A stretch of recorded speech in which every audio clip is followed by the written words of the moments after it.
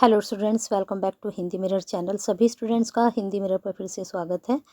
अभी जो हम कंटेंट लेकर आए हैं, जैसा कि हमने आपको बताया था कि अब हम जो है क्लासेस का थोड़ा बहुत नोट्स के बारे में आपको बताएंगे और आपकी लाइव क्लास भी शुरू करेंगे। जितने भी इस फर्स्ट ईयर, सेकंड ईयर और थर्ड ईयर के स्टूडेंट्स हैं, श्रीदेव सुमन के हमसे जुड़ जाइए। अब आपकी स्टडी हम शुरू करवा रहे हैं। काफ़ी स्टूडेंट्स की क्वेरीज भी आ रही थी, मैडम स्टडी कब से शुरू होगी। साथ ही उत्तराखंड ओपन यूनिवर्सिटी का भी कंटेंट डलना शुरू हो जाएगा।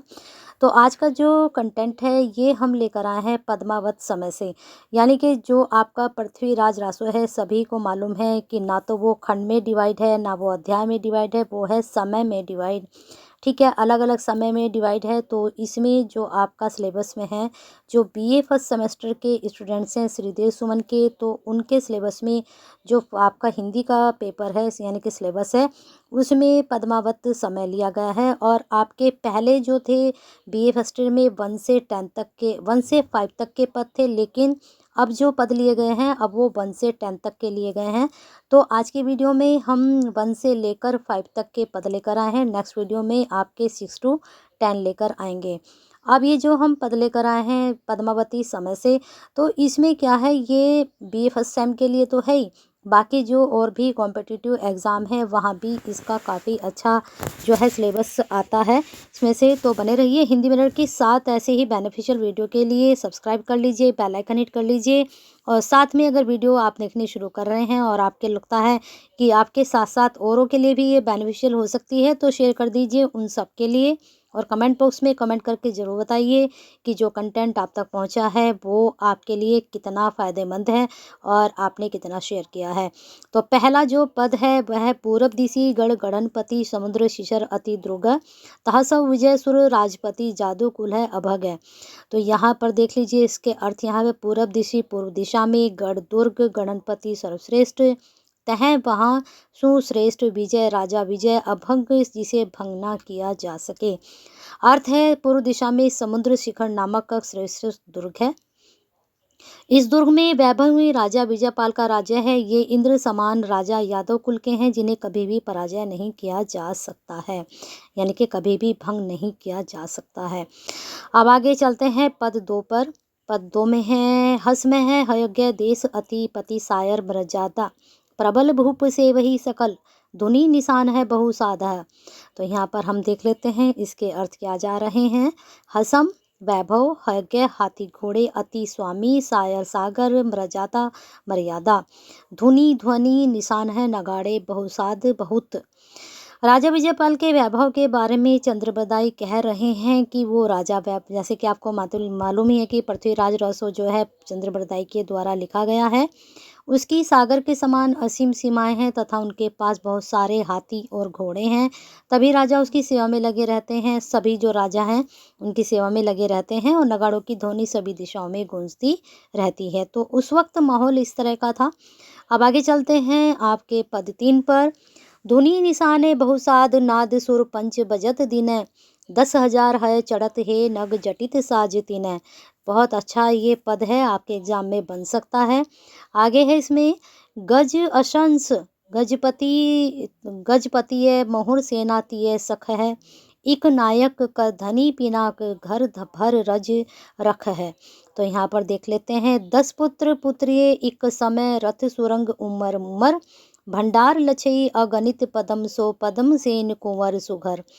आगे चलते हैं भावार्थ देख लेते हैं। निशान का नगाड़े सुरपंच पंच स्वर नग जटित नगों से जड़े हुए साज घोड़े का साज समान गजपति गजराज विशाल हाथी मोहर सेना हरावल सेना। अर्थ यहाँ पर देख लेते हैं। चंद्रबरदाई जी लिखते हैं कि राजा विजयपाल के दुर्गा पर निरंतर नगाड़ों की मंगल सूचक ध्वनि सुनाई पड़ती है।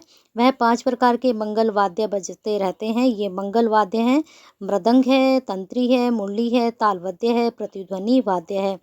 ये आपके एग्ज़ाम में एमसीक्यू में बन सकता है। आपको मालूम ही है कि एमसीक्यू भी आते हैं एग्ज़ाम में। अब यहाँ पर है, लेकिन फर्स्ट सेम के जो स्टूडेंट्स हैं उनका पैटर्न दूसरा है। पैटर्न भी मैं आपको बता दूंगी कि किस तरह का पैटर्न आपके पेपर में आएगा। फर्स्ट सेम के जितने भी स्टूडेंट्स हैं बीए के, तो उनको जो न्यू एनईपी यानी कि जो आपकी न्यू एजुकेशन पॉलिसी आई है उसके अकॉर्डिंग आपको अगर नहीं मालूम है तो ये एक दिन में पूरा पैटर्न आपको समझा दूंगी, क्योंकि आपके इंटरनल भी होंगे। ठीक है, इंटरनल भी होंगे और आपके एक्सटर्नल भी होंगे। एक्सटर्नल जो होंगे आपके 75 के होंगे और इंटरनल आपके 25 के होंगे, जो आपके यहाँ पर ऐड होंगे। और 100 में से आपको 33% लाने ज़रूरी हैं।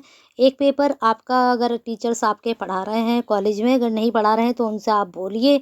एक आपका पेपर कंपलसरी है जो कि आपका जो है कम्युनिकेशन स्किल का है, वहाँ आपको 40 नंबर लाने ज़रूरी हैं। जितने भी आपके सेमेस्टर हैं 6 सेमेस्टर तक, आप वहाँ पर जो है 6 पेपर दिए गए हैं कंपलसरी। उन 6 पेपर में से आप हर सेमेस्टर में एक पेपर पढ़ेंगे। ठीक है, तो जो फर्स्ट पेपर है कंपलसरी में वो है कम्युनिकेशन स्किल। अगर आप नहीं पढ़ रहे हैं तो जिस भी कॉलेज में आप हैं या यूनिवर्सिटी में हैं, तो आप अपने टीचर से या फैकल्टी से बात कीजिए। हो सकता है पढ़ाया जा रहा हो, अगर ये भी हो सकता है कि नहीं पढ़ाया जा रहा हो। अगर नहीं पढ़ाया जा रहा है तो उसका आपका पेपर होना है। ठीक है, अगर आप उसका भी कंटेंट चाहते हैं तो कमेंट बॉक्स में ज़रूर बताएं, उसका भी कंटेंट आपको दे दिया जाएगा। वो चीज़ मैं बहुत पहले बता चुकी हूँ, अब यहाँ वीडियो के बीच में नहीं बताऊँगी, क्योंकि आपका मेजर है, इलेक्टिव है सब्जेक्ट, और साथ में एक आपका कंपलसरी है और एक आपका वोकेशनल है। तो अगर इस पैटर्न से आप पढ़ रहे हैं तो मुझे ज़रूर बताएं कि वोकेशनल में आप कौन सा पेपर पढ़ रहे हैं, कि क्योंकि वोकेशनल हर कॉलेज यूनिवर्सिटी का अपने अपने आप से सेट, अपने आप से उन्होंने सेट किया है कि वो कौन सा पेपर पढ़ाएंगे। तो कमेंट बॉक्स में आप मुझे ज़रूर बताएं कि वोकेशनल पेपर आप कौन सा पढ़ रहे हैं। ठीक है, 3 तो आपके मेजर हैं, वो तो मेन हैं ही आपके। एक वोकेशनल आपको पढ़ना है और एक आपको कंपलसरी पेपर पढ़ना है। तो ये दोनों पेपर आप कौन से पढ़ रहे हैं, हो सकता है मैं कहीं ना कहीं आपकी उसमें हेल्प कर सकूं। आगे है, राजा असंख्य विशाल हाथियों के स्वामी थे, राजा समूह सेना के नायक थे और उनके हाथ में शिव के धनुष जैसा विशाल धनुष भी शोभायमान है। पिनाक अर्थात शिवजी के समान धनुष धारण करके अपने संपूर्ण साम्राज्य और सेनाओं की रक्षा करता है। राजा के 10 पुत्र और एक पुत्री थी जो बल में बिल्कुल समान है, अर्थात सभी बड़े बलशाली योद्धा थे। राजा का रथ आकाश को छू रहा था। उनकी रानी का नाम पद्म सेन था जो बहुत सुंदर थी तथा उनके पास अनगणित भंडार भरे थे। यहाँ पर जो है इन्होंने विषय दिया है, छपैया छंद तथा अतिशोक्ति अलंकार का सुंदर प्रयोग हुआ है। अब आ चुके हैं हम आपके फोर्थ पर। पद्म सेन कुंवर सुघरता घर नारी सुजान तारूरी की पुत्री प्रकट मनोह कला सभान। आगे इनके अर्थ हैं, ताव उसके सुजान चतुर और हृदय गर्भ सभान चंद्रमा के समान। राजा विजयपाल की रत्नी पद्म सेन के गर्भ से एक जो है आपका यहाँ पर अत्यंत सुंदर पुत्री का जन्म हुआ, अर्थात समुद्र शिखर नामक दुर्ग के राजा विजयपाल के घर में एक पुत्री का जन्म हुआ। आप समझ सकते हैं पुत्री कौन थी, यही पुत्री चंद्रमा के समान सुंदर हुई। मनोकला सरसभान बहुत ही इम्पोर्टेंट है ये वाला आपका पद, यहाँ से क्वेश्चन 100% बनता है और ये बहुत ही महत्वपूर्ण है और कंपटीशन बेस से भी ये वाला पद जो है बहुत ही महत्वपूर्ण है। मनोकला सहसभान कला 16 सो बनिए बाल वेश ससीना समीप अमृत रस पीनिए। तो देख लीजिए यहाँ पर आगे, बिगसी कमल शीघ्र भम्र बेनु खंजन मिग्र लुटई हीर कीर अरु बिंब मोती नश शीश अहि घुटई, है ना। आगे देखते हैं, छपति गयंत हरिहंस गति बिहि बनाए संचय संचयी पद्मिनी है रूप पद्मावतही मनोह काम कामनी रचयी। आप इसके आगे अर्थ देख सकते हैं, मनो मानो सभान चंद्रमा के समान कला दे। आपको बिल्कुल पता चल रहा होगा कौन सा अलंकार यहाँ पर है। कला 16 कला अमृत रस पीनी है अमृत पान करना। बिगसी विकसित लुट ही लूट लिया हो कीर तोता गयंत हाथी हरि शेर बिह विधि काम कामनी कामदेव की पत्नी रति। राजा विजयपाल के घर पुत्री का जन्म हुआ है और उस पुत्री की सुंदरता वर्णन यहाँ कवि चंद्रवरदाई कर रहे हैं। उनकी पत्नी जो पुत्री है चंद्रमा की 16 कलाओं के समान सुंदर थी। उसके मुख का लावण्य ऐसा था कि चंद्रमा भी उसके पास आकर उससे ही अमृतपान किया हो ऐसा लगता है। अर्थात चंद्रमा को भी शीतलता और मधुरता उसके बाल मुख से ही मिली हो ऐसा प्रतीत होता है कि मानो चंद्रमा उसके सुंदर मुख का पान करके ही इतना चमक रहा हो, यानी कि उसके द्वारा ही उसकी चमक हो। विजयपाल की पुत्री का खिलता मुख, नेत्र, उसके चरण और हाथ एक विस्तृत कमल के समान है। उसके केश अथवा बालों का रंग काले भंवरे के समान है। उसके नेत्र इतने सुंदर हैं कि ऐसा लगता है जैसे खंजन और मृगों को भी उसने लूट लिया हो, अर्थात हिरण के समान उसके नेत्र हैं। वह जो भी बोलती है तो मानो बंसी बज रही हो। उसके दांतों की पंक्ति हीरे के समान और पतली नासिका तोते के समान है तथा उसके होठ बिंब फल तथा नाखून मोती के समान है। आगे कवि चंद्रमदाई कह रहे हैं कि विजयपाल की पुत्री की चाल हाथी, शेर या हंस के समान है। ऐसा लगता है कि मानव विधि ने उसे किसी सांचे में ढालकर बनाया हो और वह कामदेव की पत्नी रति का ही दूसरा रूप हो। भाव यह कि पद्मनी रति के समान सुंदर थी। तो यहाँ पर जो पद्मनी है तो उसके बारे में यहाँ बताया गया है और आपको बता ही दिया था कि यहाँ पर कौन सा अलंकार है, नक्षिक सौंदर्य का वर्णन है, यानी कि नक्षिक सौंदर्य वर्णन क्या है कि उसके रूप का वर्णन किया गया है। श्रृंगार रास का भाव है, डिंगल पिंगल शैली भाषा का प्रयोग हुआ है।